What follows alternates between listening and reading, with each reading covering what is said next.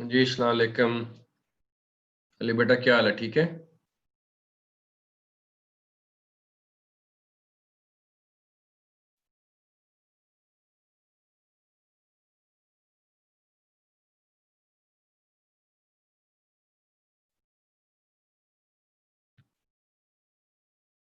आवाज आ रही है आपको मेरी बेटा?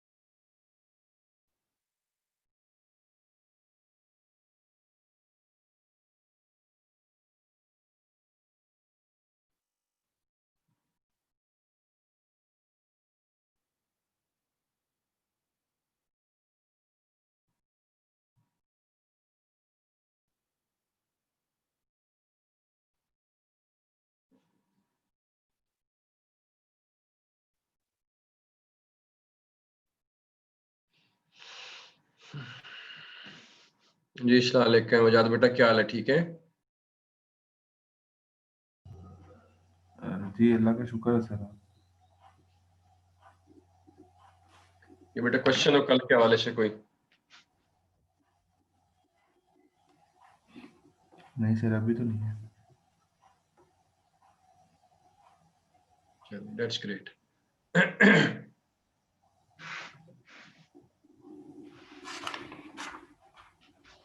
कल हमने यहाँ तक पढ़ा था, we are going to start 2.4 building an organisational structure. Organogram बनाते कैसे हैं?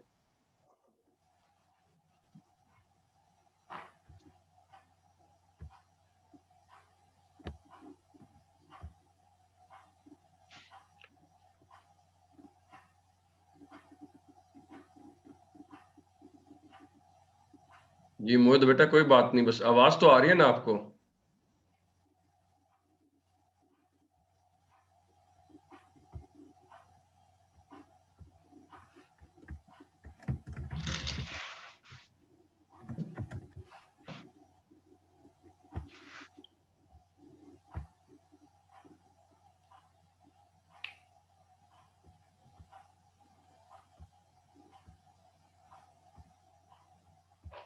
आप हमारे साथ रहें, कोशिश करें सुनने की, बाद में आप रिकॉर्डिंग ले लीजिए।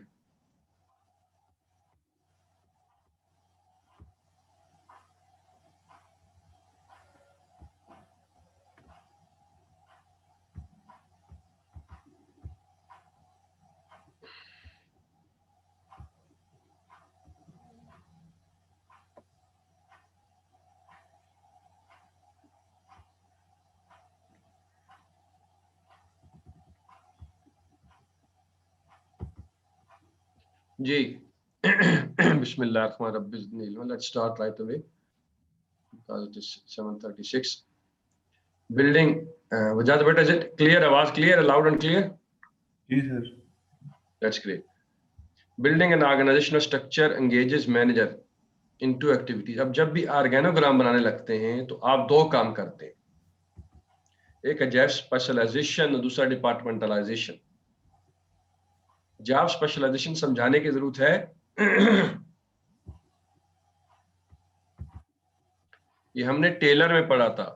इस बुक का सबसे पहला एक दो पेज के अंदर टेलर ने हमें बताया था एफिशिएंसी क्रिएट करने के लिए, अगर आपको याद हो,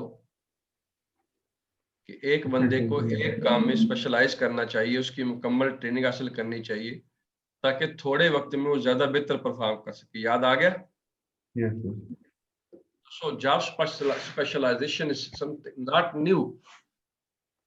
और हम आज की दुनिया में भी देखते हैं, हम कंपनीज में भी देखते हैं, इदारों में भी देखते हैं कि सेल्स में, और सेल्स के अंदर भी फिर कई छोटे काम होते हैं, अकाउंट्स और अकाउंट्स के अंदर कई छोटे काम होते हैं, ऑडिट और ऑडिट के अंदर फिर अपने स्पेशलाइज्ड एरियाज होते हैं। जैसे इंटरनल ऑडिट में फिर आईटी ऑडिट है, एक्सटर्नल ऑडिट के अंदर मुख्तलिफ और तरह के ऑडिट्स हैं।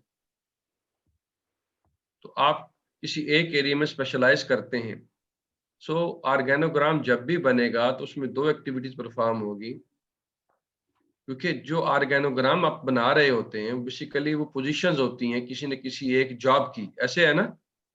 Yes sir. Dividing task into job और डिपार्टमेंटलाइजेशन, और फिर सिमिलर जॉब्स को एक डिपार्टमेंट में लेकर जाना। सिमिलर जॉब्स को यानी सेल्स की तमाम जॉब्स को, डायरेक्टर की जॉब को, डिप्टी डायरेक्टर्स की जॉब को, असिस्टेंट डायरेक्टर की जॉब को, मैनेजर्स की जॉब को, डिप्टी मैनेजर्स की जॉब को, असिस्टेंट मैनेजर्स की जॉब को, सुपरवाइजर्स की जॉब को, किस डिपार्टमेंट में? सेल डिपार्टमेंट में। इसी तरह परचेज डिपार्टमेंट में उनको ग्रुप करना, that is called departmentalisation, grouping jobs into units.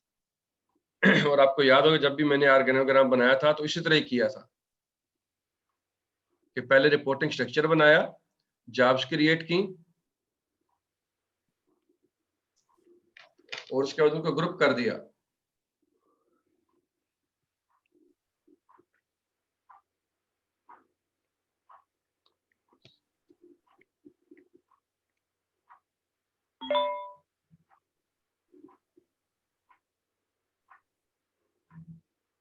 बिल्कुल, ये जब हमने बनाया था, अगर आपको याद हो, तो फिर जाकर हमने इनको ग्रुप किया था।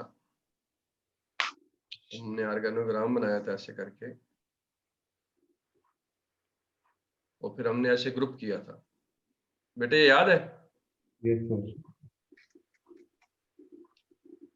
ये जो ग्रीन लाइनिंग हमने की थी, समझ लें ये ग्रुपिंग की थी, ये डिपार्टमेंट बनाए थे, डिपार्टमेंटलाइजेशन। यानी पहला काम क्या हुआ, सबसे पहले आपने इस जॉब के लिए स्पेशलाइज्ड जॉब डिस्क्रिप्शन क्रिएट की, ये ये फिर उसके नीचे मुख्तलिफ लोग, और इनको ग्रुप कर दिया आपस में ना। बात समझ रहे बेटा? Yes sir. तो ये एक्टिविटी हकीकत में जब भी आप एक ऑर्गेनोग्राम बनाने बैठेंगे तो आप यही एक्टिविटी परफॉर्म कर रहे होंगे। एक तो आप स्पेशलाइज्ड जॉब्स क्रिएट कर रहे होंगे, और उसके बाद आप उनको एक ग्रुप कर रहे होंगे डिपार्टमेंट की शक्ल में। अगर ये बात समझ आ गई तो आगे पढ़ना इंतहाई आसान हो जाएगा, कि काम कम रह जाएगा।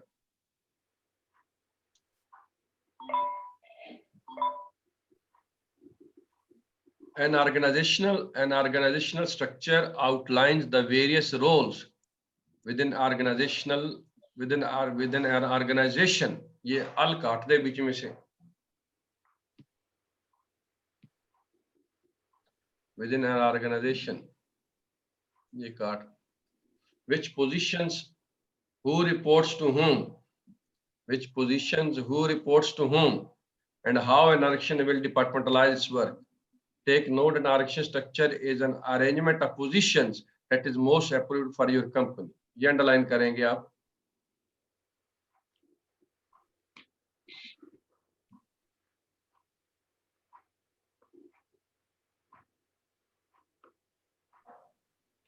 This sentence is very important। Take note that an organization structure is an arrangement of positions, यानी एक ऑर्गेनोग्राम है, that is most appropriate for your company at a specific point in time। अगर आपको याद हो सेठ साहब, एक वक्त में एंटरप्रेन्योरशिप था आपके लिए मोस्ट अप्रोप्रिएट, यस फिर आपके लिए फंक्शनल अप्रोप्रिएट हो गया, फिर आपके लिए डिविजनल अप्रोप्रिएट हो गया, ऐसे ही है। जी सर। और बात करत आपको मैट्रिक्स। मैट्रिक्स सिस्टम जाना पड़ेगा। तो आप एक बात याद रख लीजिए, आप कभी भी ये नहीं कहेंगे कि this organisational structure is best. क्या आप कभी कहेंगे? No sir. क्या आप कभी कहेंगे कि functional organisational structure is best?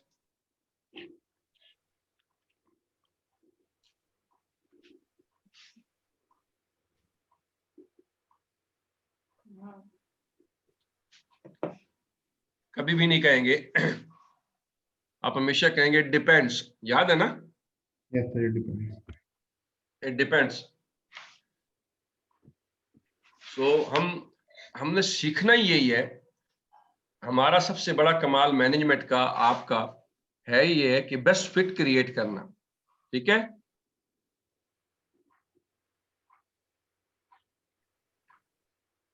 उसके बाद एक ऑर्गेनोग्राम बना दिया आपने। उसके बाद अगला टॉपिक हमारा अगर स्ट्रक्चरिंग का, ये काम भी अब कर चुके हैं सेठ साहब। जब आप एंटरप्रेन्योरशिप से फंक्शनल हुए तो आपने रिस्ट्रक्चरिंग की। जब आप फंक्शनल से डिविजनल हुए तो आपने रिस्ट्रक्चरिंग की, ऑर्गेनोग्राम नया डिजाइन हुआ कि नहीं हुआ? जी sir. That's great. This is called restructuring. So अगला टॉपिक भी आपके लिए नया नहीं है, आप ऑलरेडी कर चुके हैं। Given the rapidly changing environment in which business operates, a structure that works today might be outdated tomorrow.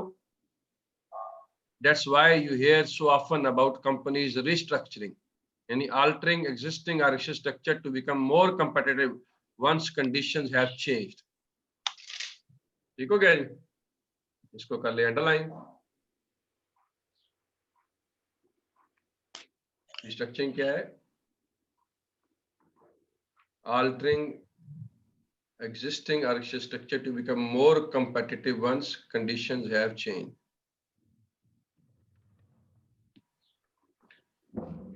सो बिल्कुल शुरू में ही लेक्चर के हमने 2 पॉइंट्स जो ऑलरेडी हम पढ़ चुके थे, इनमें से कोई चीज हमारे लिए नई नहीं है। अगर हमने पिछले लेक्चर्स अच्छे तरीके से पढ़े हों, हम ये जानते हैं कि ऑर्गेनोग्राम के अंदर जो हर जो एरिया एक जगह होती है, वो एक पोजीशन होती है, वो एक जॉब होती है, बंदे नहीं होते।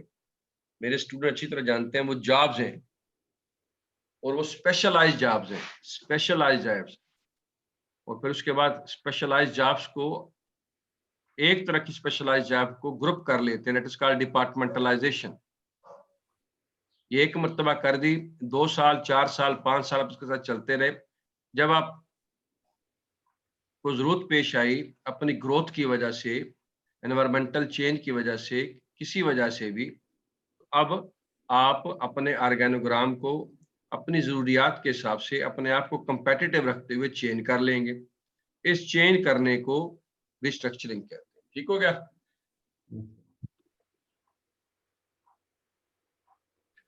Specialisation, also known as division of labour, ये भी नया कंसेप्ट नहीं है, ये भी हम टेलर से ही पढ़ के आए हैं, उसके बाद फेल ने भी दिया था। Specialization is the degree to which activities or tasks in an organization are broken down and divided into individual jobs.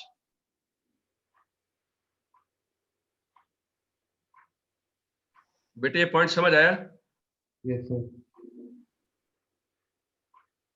ये बात जरा समझ लें कि आप नए नए अकाउंटेंट गए हैं तो सारे के सारे काम आप ही कर रहे होंगे मिसाल के तौर पर। तो आपकी जॉब को हमने ब्रेक डाउन नहीं किया।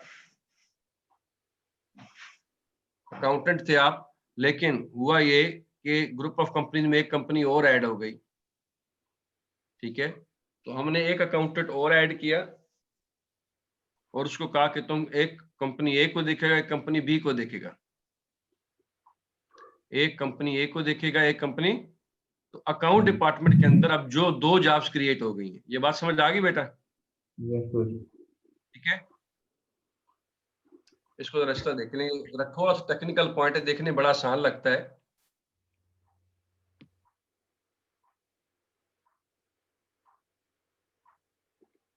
आपने अकाउंटेंट रखा,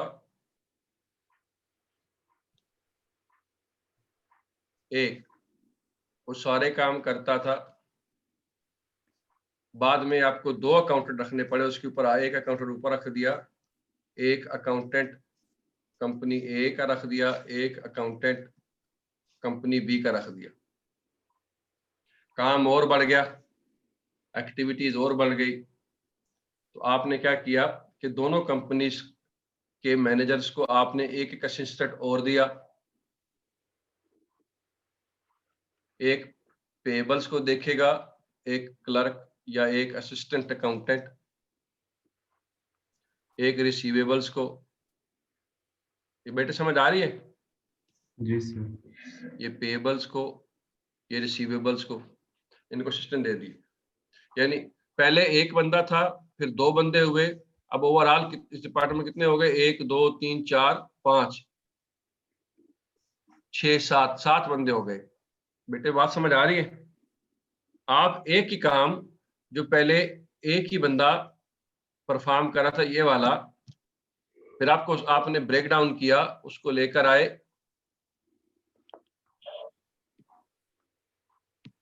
दो हिस्सों में डिवाइड किया, ठीक है, और उसके बाद इस हिस्से को फर्दर आपने और छोटे हिस्सों में डिवाइड कर दिया।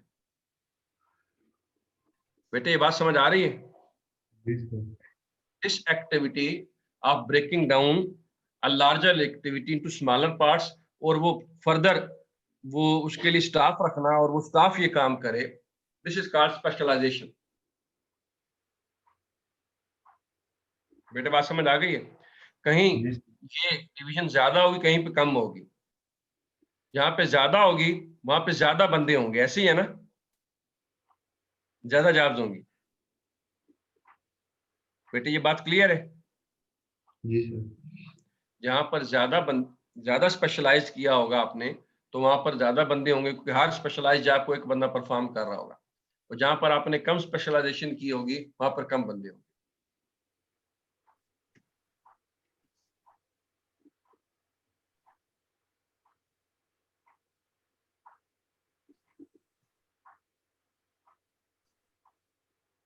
High specialization can be beneficial for an action as it allows employees to become masters in specific areas, increasing their productivity as a result.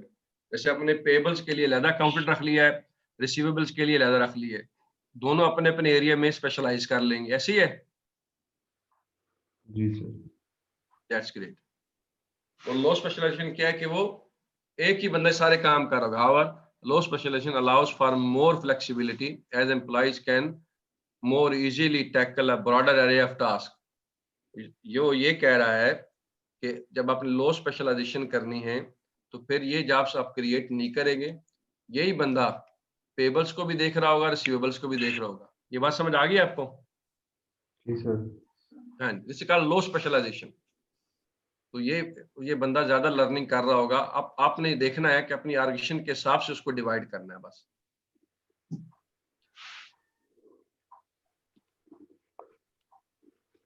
Departmentalization refers to the process of grouping jobs together in order to coordinate common activities and tasks। बहुत आसान है कि department बनाना, sales का department बना देना, purchase का department बना देना, अकाउंट्स का, इंटरनल ऑडिट का, रिसर्च एंड डेवलपमेंट का, प्रोडक्शन का, आफ्टर सेल सर्विस का, मार्केटिंग का। If an organization has rigid departmentalization, each department or team is highly autonomous and there is no interaction between different teams. In contrast, loose departmentalization entails, यानी उससे क्या निकलता है, that teams have more freedom to interact and collaborate. Building blocks. In this section, we'll be looking at the vital components or building blocks that you can pull and arrange in order to build an organizational structure. तो organic बनाते वक्त वो चीजें कौन कौन सी हैं जो शामिल करते हैं, उनमें सबसे पहली चीज है चेन ऑफ कमांड। ये भी हम पढ़ चुके हैं, क्योंकि मैं आपको समझा चुका हूं कि ऑर्गेनोग्राम का दूसरा नाम क्या है, रिपोर्टिंग स्ट्रक्चर। हम पहले पढ़ चुके हैं कि जो ऑर्गेनोग्राम है उसका दूसरा नाम रिपोर्टिंग स्ट्रक्चर है। याद है बेटा? जी सर। कौन किसको रिपोर्ट कर रहा है? और हम जब भी ऑर्गेनोग्राम को देखते हैं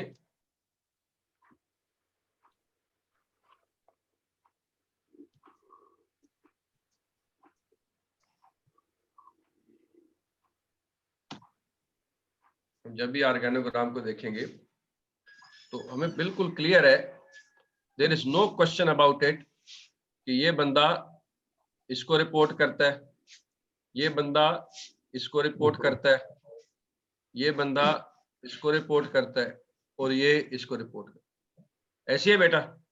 Yes, sir. इसे कहते हैं चेन ऑफ कमांड। ठीक है, ये इसको रिपोर्ट कर रहा है, ये इसको रिपोर्ट कर रहा है, ये इसको रिपोर्ट कर रहा है, ये इसको रिपोर्ट कर रहा है। Chain of command. ये हमने पीछे कहाँ पढ़ा था?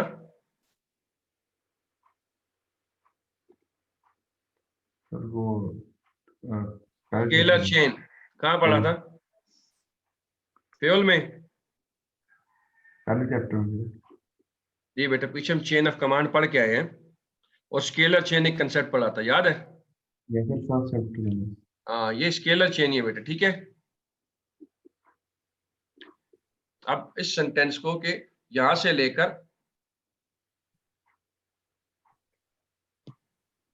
देयर इज स्केलर चेन, अभी सेंटेंस ये पढ़ेंगे आप।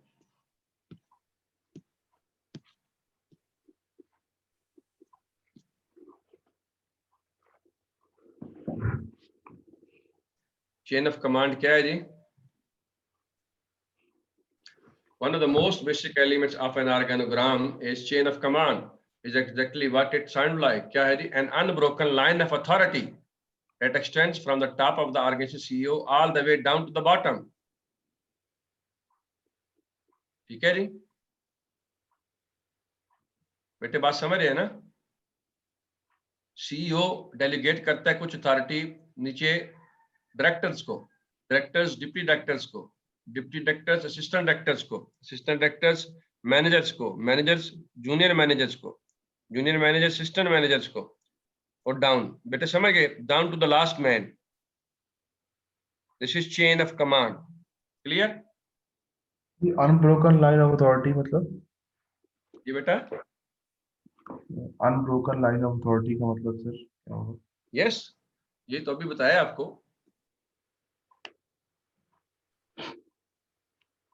ठीक है, हमारे इस ऑर्गेनोग्राम में जो अभी ये बना हुआ है, असल अथॉरिटी किसकी है?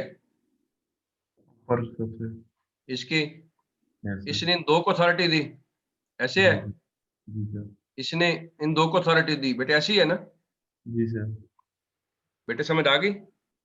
दिस इज जी। Unbroken line of authority. और कहां से शुरू होगी? टॉप से शुरू होगी ना ठीक है। बेटे, समझ आ गई है?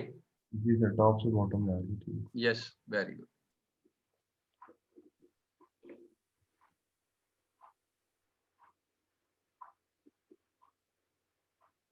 स्पैन ऑफ कंट्रोल, अगर आपको याद हो, ये भी मैं बता चुका हूं कि एक वक्त में एक बंदा कितने बंदों को मैनेज करेगा, याद है?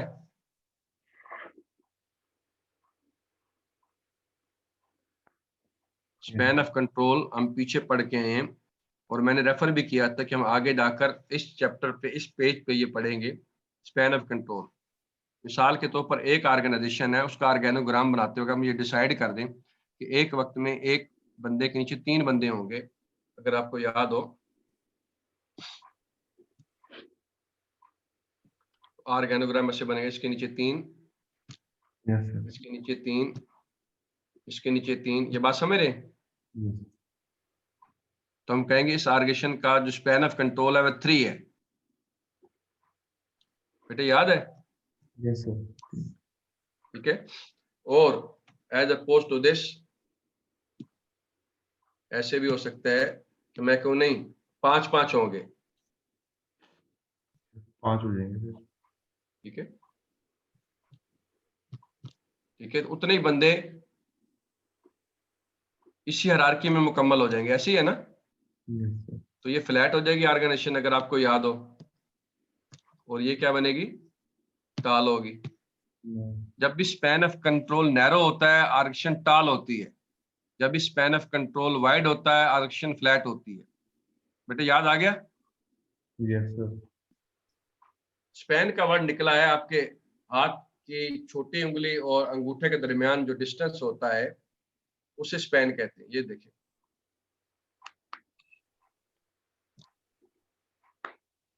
टेक्निकली स्पैन का वर्ड यहां से निकला है। ये जो आप करते हैं ना, मापते हैं चीजों को, दिस इज कॉल्ड स्पैन। ये नैरो भी हो सकता है और वाइड भी हो सकता है। जब भी स्पैन ऑफ कंट्रोल नैरो होगा तो आर्गेशन टाल बनेगी, ठीक है। और जब स्पैन ऑफ कंट्रोल वाइड होगा तो आर्गेशन फ्लैट बनेगी। बेटा बात समझ आ गई? Yes, sir. ऊपर टाल आर्गेशन स्ट्रक्चर है और नीचे फ्लैट आर्गेशन स्ट्रक्चर है। हो सकता है कि दोनों में नंबर ऑफ पीपल सेम हो। यहां भी फॉर एग्जांपल 30 लोग हो सकते हैं यहां भी 30 लोग हों, लेकिन यहां पर मैनेजमेंट हायरार्की ज्यादा है, ऐसी है ना। Yes. यहां पर हायरार्की ज्यादा है और लेवल ज्यादा है। ये लेवल 1 है, ये लेवल 2 है, ये लेवल 3 है, ये लेवल 4 है। बट ऐसी है ना। Yes, sir. और यहाँ पे सिर्फ एक लेवल है और उसके बाद नीचे सारा स्टाफ है, ऐसी है। सो टाल आर्गेशन में मैनेजमेंट लेवल ज्यादा होते हैं, फ्लैट में मैनेजमेंट लेवल कम होते हैं। ये समझ आ गई बेटा? Yes, sir. चलें अब देखते हैं बुक में।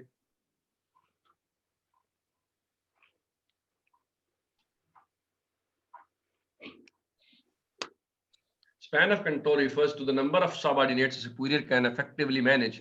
The higher the ratio of the subordinates to senior, the wider the span of control. जब भी ज्यादा लोग इंचार्ज को रिपोर्ट करेंगे तो स्पैन ऑफ कंट्रोल वाइड होगा, कम करेंगे तो नैरो होगा, ठीक है। ठीक है। ठीक है, अब ये डिसाइड कौन करता है कि स्पैन ऑफ कंट्रोल नैरो होगा कि वाइड होगा? इससे कई वेरिएबल्स हैं। Number 1, manager capability. बाद ऐसे काबिल लोग होते हैं एक वक्त में 50 बंदे को हैंडल कर लेते हैं, हमें पता होता है हम उसके नीचे 50 बंदे दे देंगे, लेकिन हमें पता होता है कि बंदे की कैपेबिलिटी नहीं है, एक वक्त में 20 बंदे ज्यादा हैंडल नहीं कर सकता। जब भी ऑर्गेनोग्राम बनाएंगे तो हम उसके नीचे 20 बंदे देंगे। बात समझ गए ना? That is manager's capabilities, physical and mental limitations, nature of manager's workload, overall work manager के पास कितना है। अगर थोड़ा हो, अभी हमने एग्जांपल बनाई थी, एक वक्त ऐसा था कि एक अकाउंटेंट काफी था, फिर वो हुआ कि हर कंपनी के लिए एक अकाउंटेंट रख लिया और उसके बाद पेबल्स के लिए अलहदा कर लिया। जब जब काम बढ़ता जाएगा, वर्कलोड बढ़ता जाएगा, तो हम ऑर्गेनोग्राम बढ़ाते जाएंगे, ठीक है।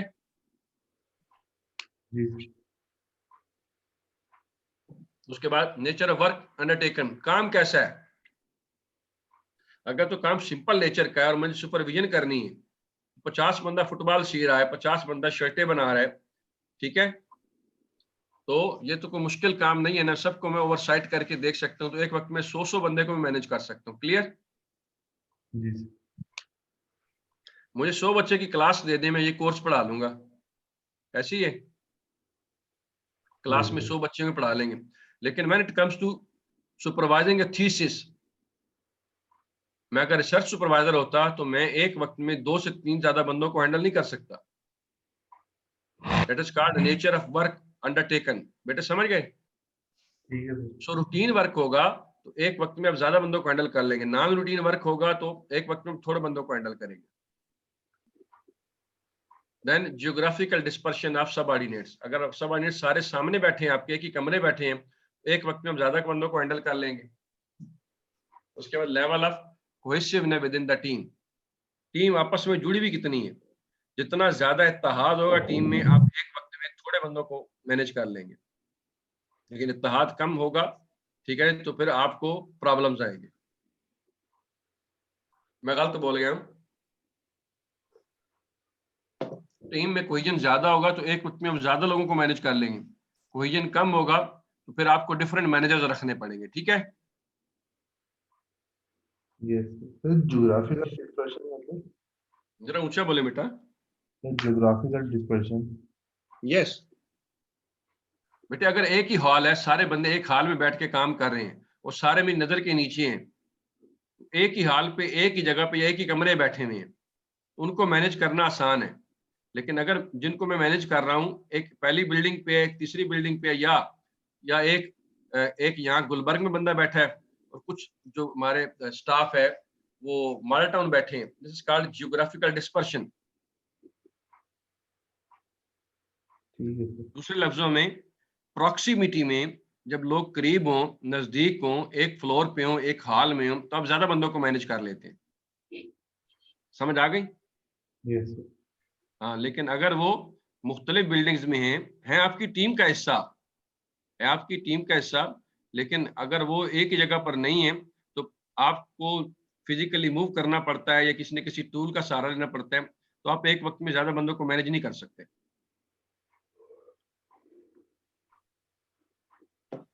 बेटे ठीक है, चलें आगे। Yes sir. उसके बाद टाल, नैरो एंड फ्लैट वाइड, ये मैंने अभी पढ़ा दिया आपको, ये भी आपने पढ़ लिया, ये देख लेंगे। ये जो कंसेप्ट पढ़ा है ना आपने, ठीक है, यही कंसेप्ट हम यहाँ पढ़ने जा रहे हैं। A tall organism is one which in relation to its size, चाहे चाहे 100 बंदे हैं इसके अंदर, चाहे 100 बंदे नहीं हैं, large number of has a large number of levels of management hierarchy. It implies a narrow span of control. In this type of structure, each manager has a small number of subordinates reporting directly to him. जैसे मैंने पहले example में 3-3 बनाए थे, याद है? As a result, in a large organization, there are many layers of management from the top down to the supervisor level. The span of control is so narrow, and the shape of the organization structure is tall because of the many layers of management. A simple structure दे दिया उसने, CEO है पहले, फिर divisional heads हैं, फिर departmental heads हैं, फिर सेक्शन हेड्स हैं, फिर मैनेजर्स हैं, फिर असिस्टेंट मैनेजर्स हैं, फिर सुपरवाइजर हैं, फिर level of staff.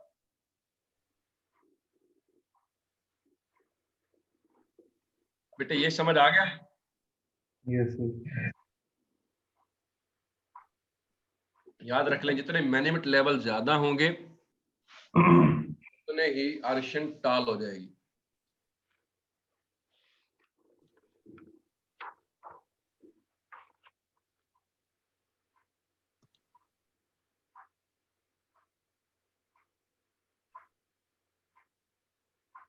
Characteristics of the tall narrow architecture. Close supervision, very important. जब भी आपको close supervision चाहिए,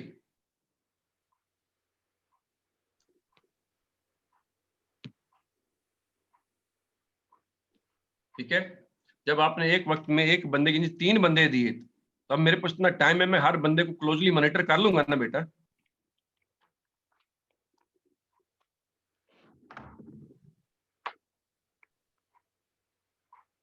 लेकिन जब 50 बंदे होंगे या 10 बंदे होंगे, तो वहां मैं हर बंदे को क्लोजली मॉनिटर नहीं कर सकता। क्लोज सुपरविजन, तो जहां भी टाल नैरो होगा वहां पे कंट्रोल ज्यादा होगा, याद रख ले। with the manager spending much of their time monitoring the work of subordinates and giving them directions. This is called micromanagement.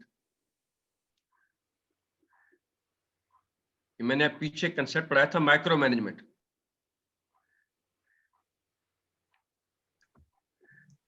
बेटे बात समझ आ रही है आपको? Yes sir.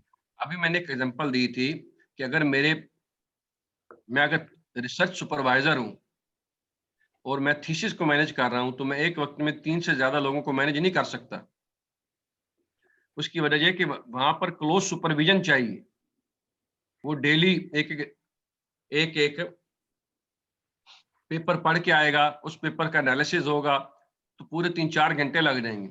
दूसरा बच्चा पूरे पेपर पढ़ के आएगा, जो लिटरेचर रिव्यू कहते हैं, फिर उसका एनालिसिस होगा। तो मैं तो 3 बंदों से ज्यादा लोगों को मैनेज ही नहीं कर सकता, क्योंकि हर बच्चे को क्लोज सुपरविजन चाहिए।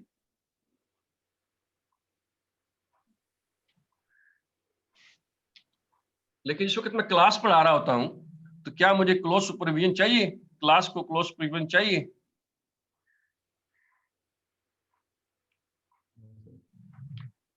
क्या मैं एक एक बच्चे के सर पे जाके खड़ा होता हूँ, एक एक बच्चे को जाके पढ़ाता हूँ, समझाता हूँ? ऐसा नहीं होता ना। Yes. So a class does not require close supervision, but a research thesis requires close supervision. इसलिए एक सिचुएशन में स्पैन ऑफ कंट्रोल नैरो है, दूसरे में स्पैन ऑफ कंट्रोल वाइड है. सो जहां हम अभी क्या पढ़ रहे हैं, नैरो स्पैन ऑफ कंट्रोल जिसमें टाल है. सो टाल में हमेशा क्लोज सुपरविजन होती है. बेटे 100% पॉइंट समझ आ गया? Yes, sir. That's great. With the manager spending much of the time. Number 2, formality in relationship between managers and subordinates. Third, a strong culture and procedural emphasis on formal roles, job titles and job descriptions. दोनों में देखें, दोनों में formality बढ़ती जा रही है. Point 2 में, पॉइंट 3 में फॉर्मेलिटी है. पहले में फॉर्मेलिटी रिलेशनशिप में है, खत किताबत होगी, नीचे पढ़ेंगे, बहुत ज्यादा कम्युनिकेशन होगी, लेटरबाजी होगी. थर्ड में strong culture and procedural emphasis on formal role, job titles and job description. Number 4, task specialisation. यह भी हमने पढ़ा है. आपने क्लोज सुपरविजन में टास्क स्पेशलाइजेशन देनी होती है. हर जॉब, ये देखे नहीं, अभी एक स्पेशल रोल क्रिएट किया आपने. ये सिर्फ पेबल्स को देखेगा, सिर्फ रिसीवेबल्स को देख रहा है, लेकिन 2 से ज्यादा बंदे नहीं है. कंपनी अकाउंटेंट ए के नीचे कंपनी अकाउंटेंट बी के लिए भी 2 से ज्यादा बंदे नहीं है. बेटे बात समझ आ गई? Yes, sir. That's great.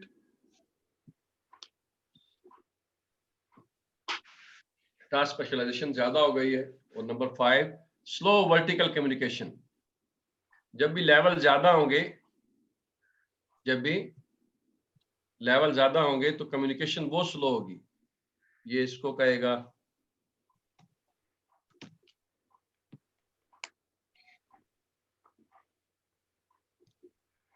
वक्त लग जाएगा. जब भी मैनेजमेंट स्ट्रक्चर लेवल ज्यादा होते हैं, ऑर्गेनोग्राम टॉल होता है, तो कम्युनिकेशन स्लो होती है. बस ये याद रखें.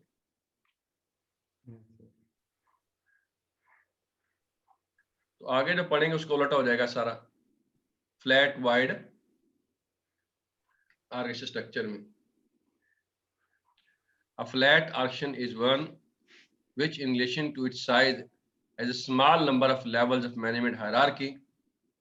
It implies a wide span of control. In this type of structure, each manager has a large number of subordinates reporting directly to him. As a result, even in a large organization, तादाद बंदों की ज्यादा भी क्यों ना हो, there are only a few layers of management from the top down to the supervisor level. Span of control is wide, so the shape of the architecture is flat. बेटे समझ आ गई ना जी? सीईओ, डिपार्टमेंटल हेड, सुपरवाइजर, और supervisor के बाद क्या जी? सारा लोअर लेवल स्टाफ, सारे बाकी असिस्टेंट मैनेजर, डिप्टी मैनेजर सारे खत्म हो गए. बेटे यहां तक समझ आ गई है? Yes, sir. That's great.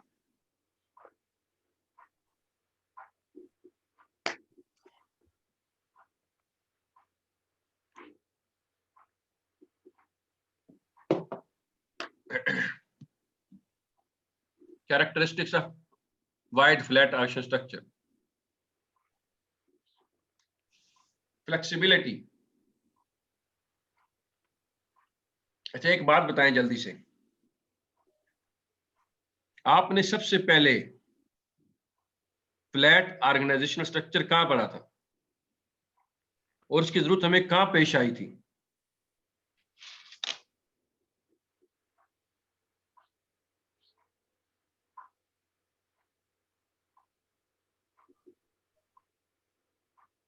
जी बेटा,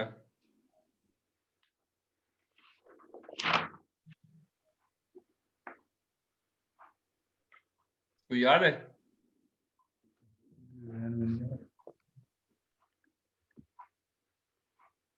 हेलो, जी सर, नहीं याद? अभी ध्यान में नहीं आ रहा. बेटे रोजाबेथ मॉस कंटर पढ़ा था, Yes, sir. Teaching elephants to dance, याद आया? जी sir. है बेटा, ऊंचा जरा बोलें। Teaching elephants to dance. Yes, sir. Teaching elephant to dance.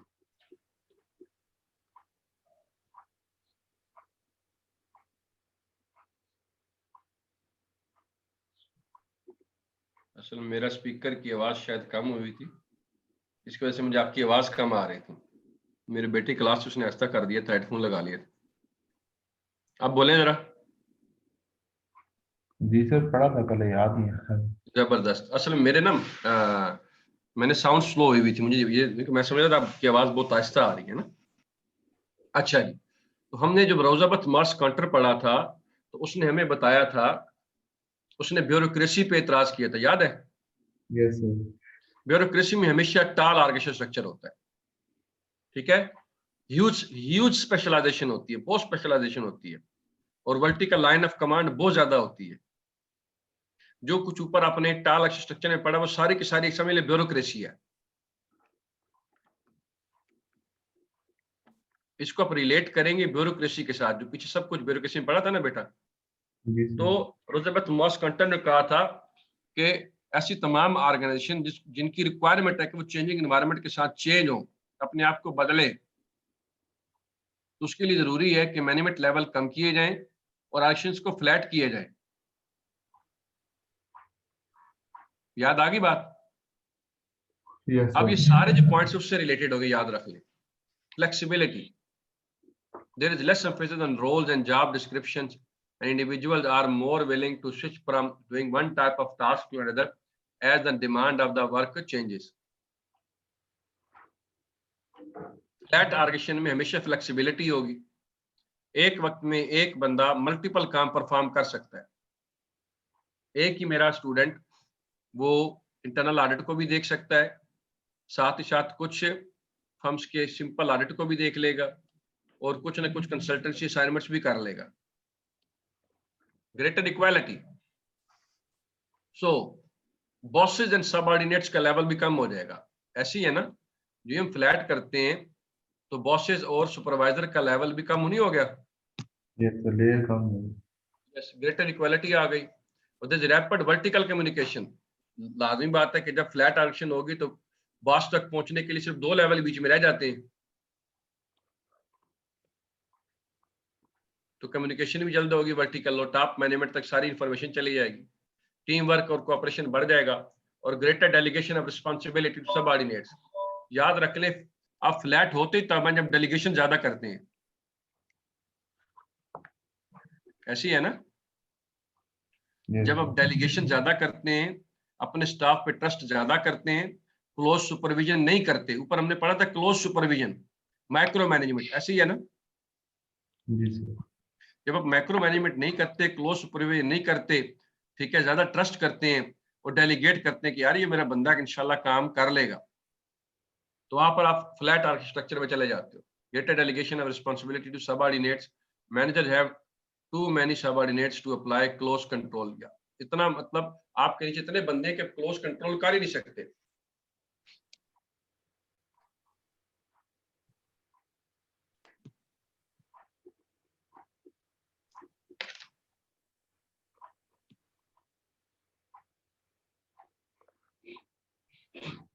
ठीक है ना, इधर देखें, एक बंदे के नीचे इतने बंदे को क्लोज कंट्रोल कैसे करेगा? इसके नीचे देखिए कितने बंदे हैं नहीं। Yes, sir. अगर तीन तीन होते तो फिर तो क्लोज कंट्रोल और माइक्रो मैनेजमेंट करता। तो आपके पास है ही 10-10 बंदे, 12-12 बंदे आपके नीचे काम कर रहे हैं, तो क्लोज सुपरविजन ही होगी, आपको ट्रस्ट करना पड़ेगा, डेलीगेट करना पड़ेगा। ऐसे ही होते हैं। जी सर. यही चीज पढ़ी हमने अभी यहाँ। Greater delegation responsibility subordinate, managers have too many, यानी इतने ज्यादा सबऑर्डिनेट्स होते हैं कि वो क्लोज सुपरविजन नहीं कर सकता। इस सेंटेंस का मतलब ये है, manager must therefore trust subordinates to get on with their work with relatively little supervision. ठीक हो गया बेटा? That's great. अब आ गए जी advantages of wide flat architecture. तो ये वो हमने वहां भी पढ़े थे रोजबेथ मैसकांटर के अंदर, जब उसने एतराज किया था ब्यूरोक्रेसीज के ऊपर और सजेस्ट किया था कि आजकल की आरक्षण को फ्लैट होना चाहिए, उसके फायदे क्या होते हैं। तो वो फायदे भी आपने याद रखने, और 100% वही फायदा यहाँ पे एक लिहाज से रिप्रोड्यूस हुए। वाइडर एंड फ्लैटर आरक्षण structure have replaced all toll bureaucratic structure. Exact words भी वही आ गए, एग्जैक्ट वर्ड्स भी आप लिख सकते हैं यहाँ पे अपनी याद आने के लिए, ताकि इससे चीजें याद रखना आसान हो जाएगा। यहाँ पे लिख ले रोजाबेथ मोस काउंटर, ठीक है ना जी। या टीचिंग एलिफेंट्स टू डांस, इसकी बुक का नाम तो याद है ना। Yes, sir. The reasons why wide flat arctions are often preferred as follows. Number one, wide flat arctions are more suitable to rapidly changing business environment. यार ये line अभी याद करें।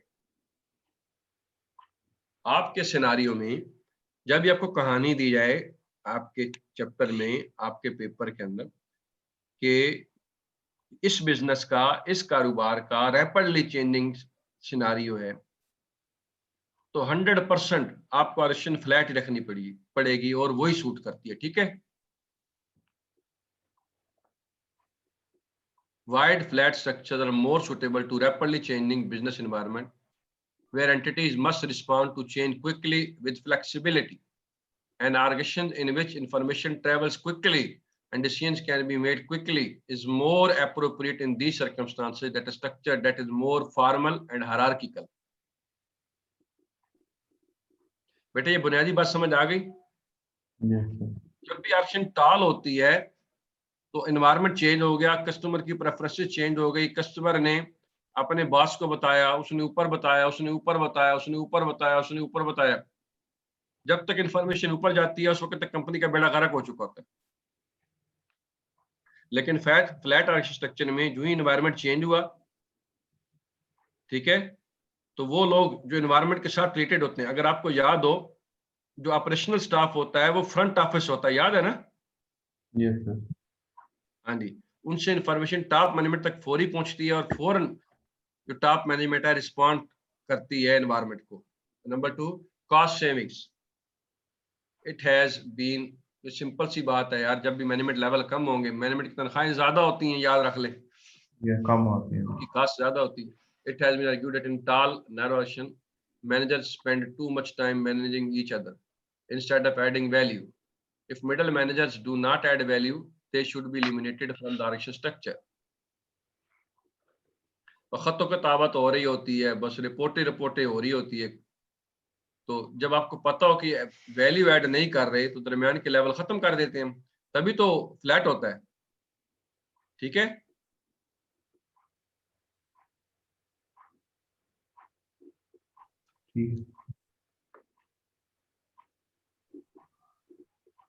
Practice question number 8, what do you understand by the term flat architecture. जल्दी पढ़ लेंगे तो almost book वाला ही होगा। Briefly describe any 4 factors which would be of critical importance for the management of a commercial bank in the implementation of a flat architecture. ये बड़ा important आ गया।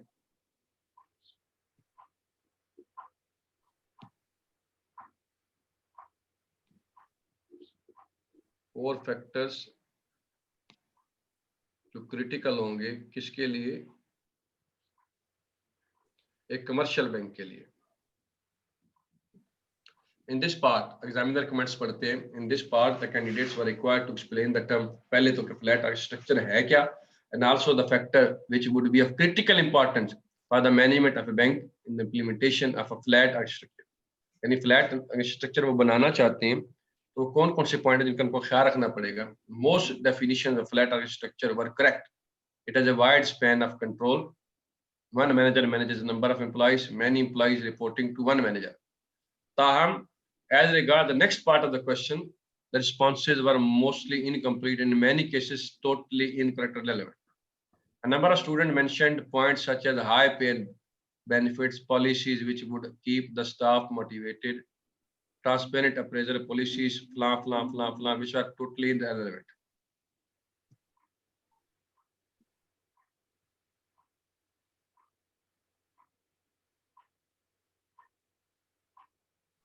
In this part, ये पढ़ लिया, solution by ICAP. A flat architecture is one which has a wide span of control and a large number of subordinates reporting. ये पहला जवाब हो गया. That is the next part is important, जो अपने याद करना है. The factor which would enable the management of a commercial bank in the implementation of a flat architecture as follows. Number one, install advanced technological systems so that relatively few managers are able to supervise the work. This is technical aspect. याद रख लें, जब भी आप flat होंगे तो technology की base पे होंगे हमेशा. बात समझ रहे हैं ना?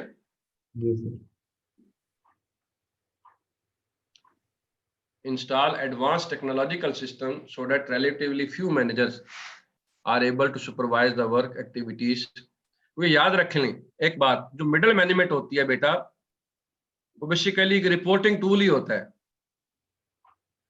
मिडिल मैनेजमेंट का मतलब क्या है? ऊपर से पॉलिसीज, प्रोसीजर, अहकामात लेना और नीचे इंप्लीमेंट करना, और नीचे से रिपोर्टिंग ऊपर देना. ऐसी है ना? जब इनकी जरूरत ना रहे और जो सुपरवाइजर लेवल है डायरेक्टली रिपोर्ट कर सकते हो ऊपर को, तो मिडिल मैनेजमेंट बीच से गायब कर दी जाती है. मैं आगे जाकर आपको पढ़ाऊंगा एग्जीक्यूटिव सपोर्ट सिस्टम. आखिरी चैप्टर में पढ़ना आपने executive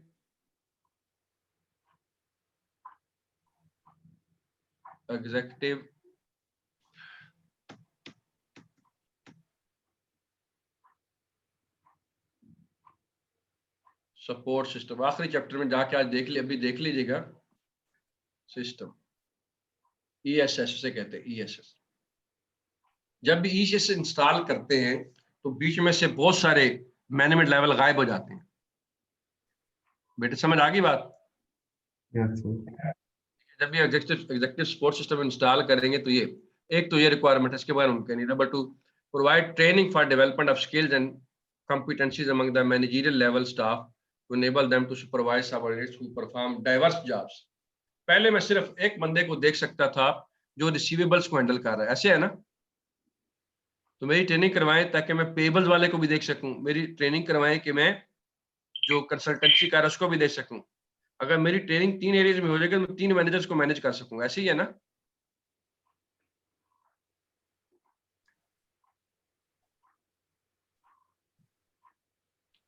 Third, induct a cadre of competent officers and provide them necessary training to be able to work with minimum supervision by their supervisor. This is very important.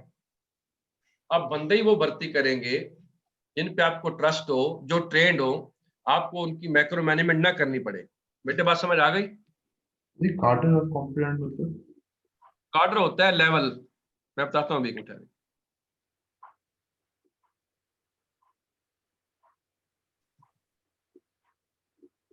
बस एक minute.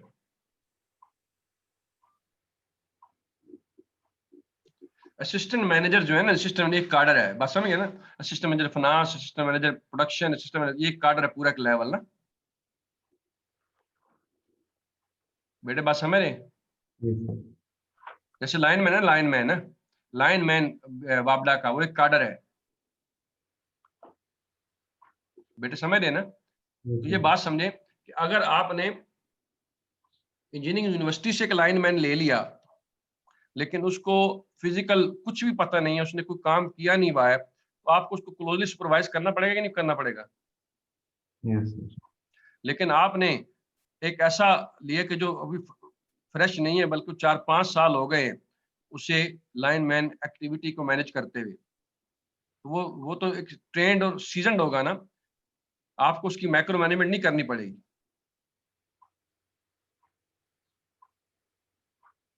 बेटे बात समझ गए?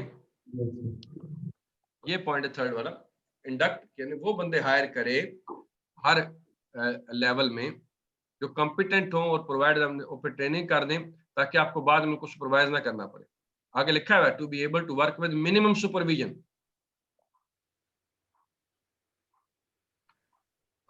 मैं दोबारा बेटा बता देता हूं, आपने जब भी अपनी आर्शियन फ्लैट बनानी होती है तो आप बंदे ट्रेड रखेंगे. बस थोड़ा सा महंगे लाजमी आएंगे लेकिन ट्रेंड का फायदा ये होगा कि आपको क्लोज सुपरविजन नहीं करनी पड़ेगी, एक एक काम को खुद नहीं देखना पड़ेगा।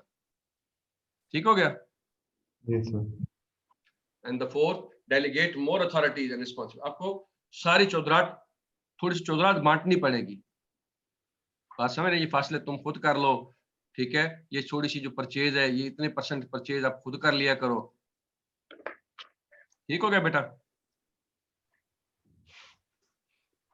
डेलीगेशन करना पड़ेगी आपको। यहां तक क्वेश्चन है बेटा?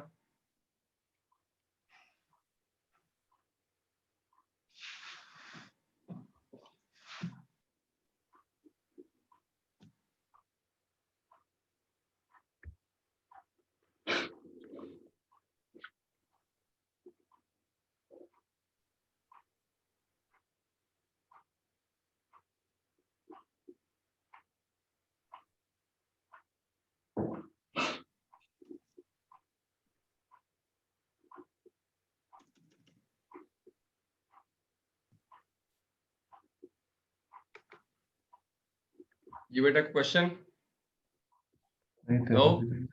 चलो ग्रेट, यहां तक कल आगे शुरू करेंगे। अपना ख्याल रखिएगा, दुआ में याद रखिएगा।